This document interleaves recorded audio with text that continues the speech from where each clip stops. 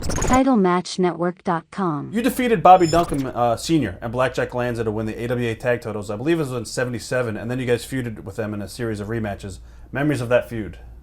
Oh, well, with Bobby Heenan in their corner, and they were, Lanza and Duncum together were a big, devastating team, and outstanding to be in the ring with. I mean, Duncum was a phenomenal athlete, played pro football, and I remember the first time Jim and I wrestled him, him and Heenan in Moline, Illinois. And Duncum used to come off these ropes and just, with all this tremendous power. And I said, well, Jim, watch, I'm going to catch him with a drop kick as soon as he turns. Right. So he hit the ropes, and I hit him. And Jesus, the next thing I know, I'm out on the floor, and Jim's laughing his ass up. I said, what the hell happened? He said, you hit him like with that drop kick. He went out over the top rope. You looked like an arrow. You went straight out through the other side of the ring. Yeah, it was fun. It was fun getting in the ring with him. You had mentioned Bobby Heenan. To me, is one of the greatest managers in the business. Without a doubt, the best, bar none.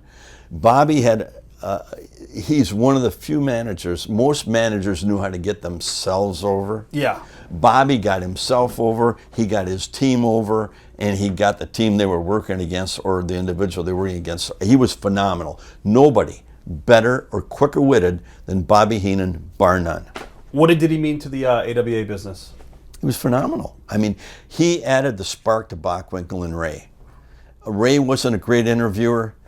Nick was okay, but with Heenan, he was fantastic, and it made the two of them fantastic. What was he like behind the scenes? Bobby? Yeah. Just like you saw him on TV, smart ass. I mean, I got so many Bobby Heenan stories. Denver, Colorado, we used to wrestle Friday night. Saturday morning, we had to get the early flight out and go back to Minneapolis.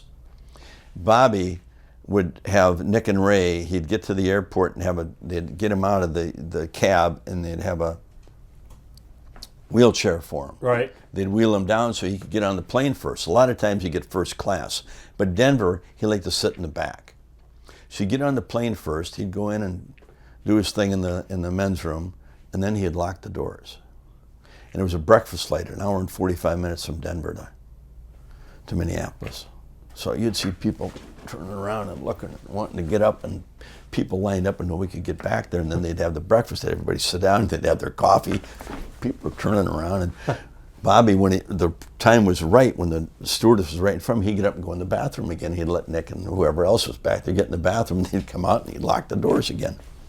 Hour and 45 minutes, nobody could get in the bathroom. And this went every month from Denver.